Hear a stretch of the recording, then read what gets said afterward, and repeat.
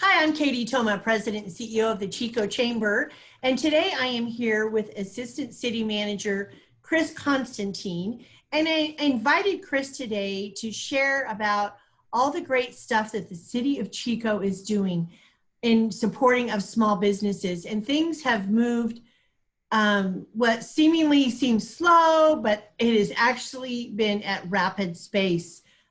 a rapid pace. And so I wanted to talk to Chris and just say thank you so much for the ordinances, which we're going to get into detail. But so Chris, thanks for coming today. I appreciate it. Well, hi, Katy. Thanks for having me. So, we started out, we didn't think that the coronavirus was going to be here this long, but you and your team at the city acted right away. I think one of the first things you did was you were no longer enforcing the meters, right? Correct. We had stopped the meter enforcement months ago, and we were looking at mobility data that showed the kind of traffic that was coming back into downtown, and we saw that we were back up to at least 50% where we were before. And working with the DCBA, we found that now it's time to start enforcing the meters because we were running into having too many parking spots filled in front of businesses. So we wanted to continue the circulation. However, seeing that the state was looking at closing communities down, we decided to just hold off and wait until we're out of any type of closure. Well, we appreciate that. I know the small business owners downtown appreciate that. The other thing, even though you were enforcing the meters, you continued to allow curbside pickup, that those meters were bagged in front of those businesses, those restaurants. Absolutely. Anywhere you go, you see a bagged meter. It's a business that we want you to be able to stop, pick up food, or if you're DoorDash or one of the delivery service, be able to quickly get access to that food and head on out to the folks that need it. So in talking with some of the folks over at the city, namely Brendan Vieg and Brendan Ottoboni, they are extremely busy. Their workflow has not slowed down at all. I know the front doors are locked, but they're available by appointment. Development continues to go. So if there's work that needs to be done, that the community can make an appointment.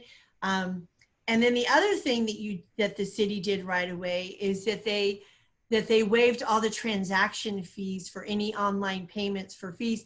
And I asked you earlier about, if I had a dog and needed to renew the license, that the transaction fees would all be waived. Absolutely. Yeah. We wanted to make sure that we didn't have to force people to come to City Hall to make a transaction because they wanted to avoid the small fee that goes with credit cards. And so we eliminated that when we secured the building, but we'll still take people by appointments because we know quite a few like to deliver plans and maps in person to the front counter. Right. Well, we really appreciate that. And I know that, the community being able to still conduct business in the midst of COVID, that your team is still there. So I was hoping that you would give us an update on the ordinances that have passed. There's been a number of them, and I know that there's a most recent one that I'm really excited about. So do you want to talk about what those ordinances are and what that's going to mean to the business community? Absolutely. I think everybody is familiar with the orders the governor put down, the July 13th order, and the process of getting on a monitoring list for 3 days. And if your county is on a monitoring list, it would shut down more businesses. And so we knew in advance that when we started seeing the virus increase, that this may be a likelihood for the city. So we started looking at what we needed to do to quickly respond and give the maximum flexibility to businesses to be able to transact. And so what we were able to do when we shut down on the Saturday, July 25th, we started issuing orders early the following week, starting initially with allowing private restaurants to open up outside on any of their private space adjacent to their business. Then the next day issued an order allowing restaurants to go outside into the public right away. Then we issued the same order for operating on your private land if you're a non-food business. And Thursday, we just issued the order that allows a non-food business to go outside onto the public space too. So those are 4 orders that maximize people's ability to use space outside. And I just marvel at some of the creativity that we're seeing with some of these businesses that are going outside. It's just fantastic to see. I know our friends at Italian Cottage, you know, what they did on their front patio just turned out great. It's you know, there's social distancing, but you still have the same Italian Cottage vibe out there. And, you know, it's fairly cool with the umbrellas out there. You know, we're in the middle of summer. It's Chico in the summertime. It's hot. Even the gyms moving out into the parking lots is just amazing to me. Watching how they pivoted in Motion Fitness. They've got those big covers out there, and people are working out in the parking lot. See, we want folks to be able to do that.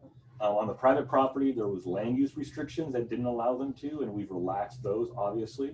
In the public right of way, we incur some liability allowing activity in the public right of way. So we've created application processes. The most important aspect is ensuring that pedestrians can walk. Anybody who may be in a wheelchair or have any other ADA condition can actually go to and fro on the public right of way. And also that the city is indemnified and insured, so that if something happens at your business, it's not the city that's getting sued for that activity, which I don't think would ever happen. It's just one of those, we want to make sure everybody's protected in the transaction. So what you're saying is that if I'm a small business owner and I go into the public right of way, that you've passed this ordinance that we can use the public right of way, but we have to get a permit in order to do that. We have to indemnify the city in order to do that. Correct, absolutely. As much as I would not like to have to require that, sure. Anytime anything happens in the public right of way, you know, a raised sidewalk, any condition, it's always the city that people go after. And so we want to do what's right for business.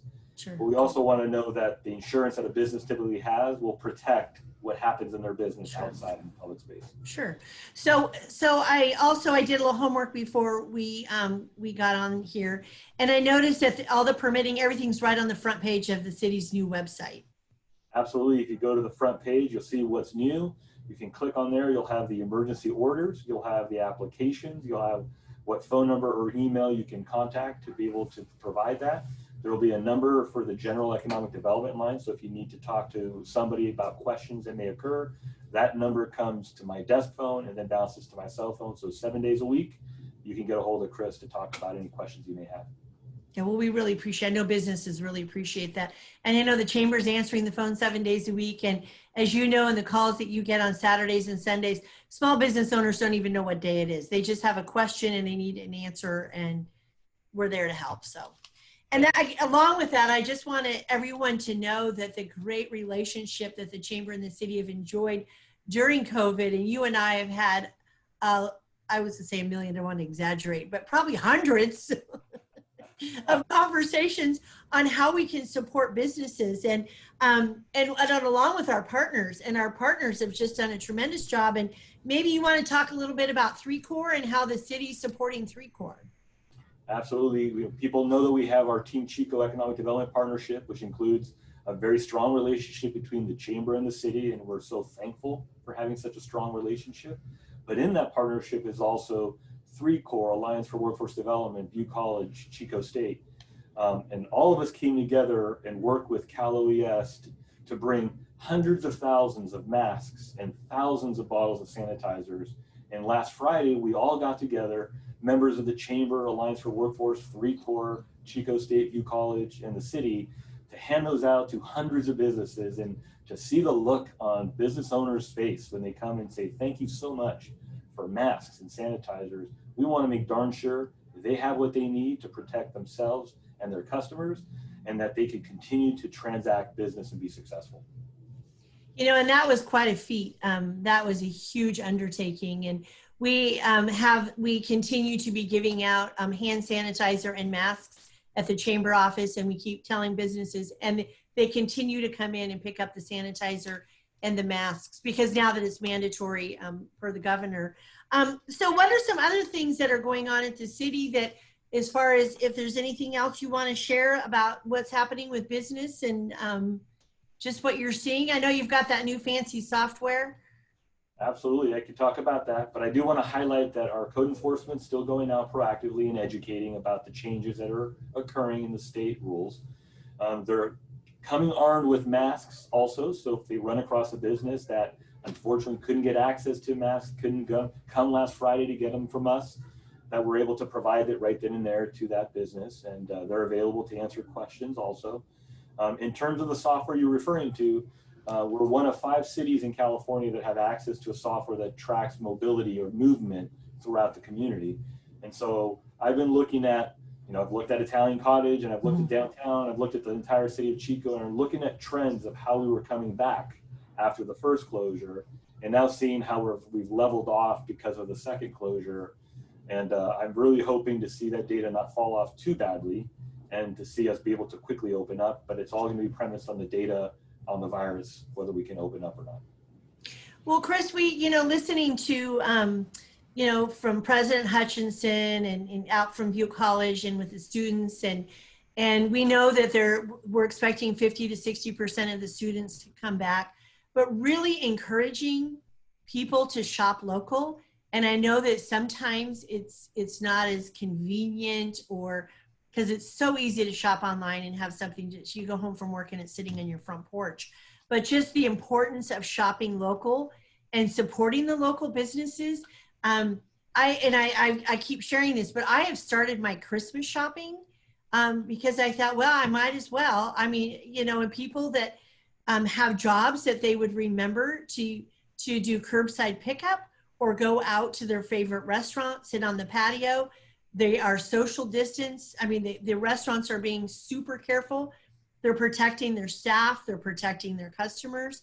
So I know this mobility data is going to be such a terrific tool for planning, as even with us with Team Chico and trying to figure out where the action is, so to speak, and maybe more importantly, where the action is not, I think is. Katy, absolutely. About 2/3 of the economic drivers are consumer spending. You'll notice that the city has been doing the Esplanade roadway. We didn't stop spending because of the pandemic. We knew that we needed to infuse money into the economy. And so for folks that, like me, that may feel like stopping that spending because things are so bad, I've intentionally bought food from restaurants that are closed and got it delivered, even though it's more expensive, knowing that the money I put back into the economy will keep the economy going and will trickle around to everybody else and minimize the impact of the downturn on the economy. And that roadway project is being done by a local contractor. We have local workers that are working on that project. Right. But the wages that these employees that are here are pretty high, and they're staying here and they're spending their money here. So anytime we do those kind of projects, we're pumping a lot of money into local restaurants, hotels, and other businesses. And also in through that too is also, and we didn't even talk about this, but they're staying at local hotels. Absolutely. Our data looks very good on local hotels. We're more than 15% higher than Napa County, more than 10% Placer County. So I mean, our hotels are doing relatively well compared to others. Before the second close, they were actually looking quite good, although not quite where it would have been since last summer. But my hope is that they can continue to be successful. Yeah. Okay. Well, it's not all doom and gloom, right? No, we have to look at the silver lining and know that if we're in it together as a community, the city, the community, and folks coming in and visiting, we can get out of this for hopefully better than other communities. Well, shop local, spend your money, go to a restaurant at least a couple days a week, maybe that you normally wouldn't go. And support one another no matter what's happening. Exactly. Well, Chris, thanks for taking the time today. I know you're a busy guy, and I can tell by your desk behind you that you've got some initiatives that you're working on, perhaps? Quite a few. I'm sorry, I just couldn't let you go without saying something. Appreciate it, Katy. You'll see some big things happening over the next couple of months. That's great. All right, take care, Chris. Thanks. Thank you, Katy.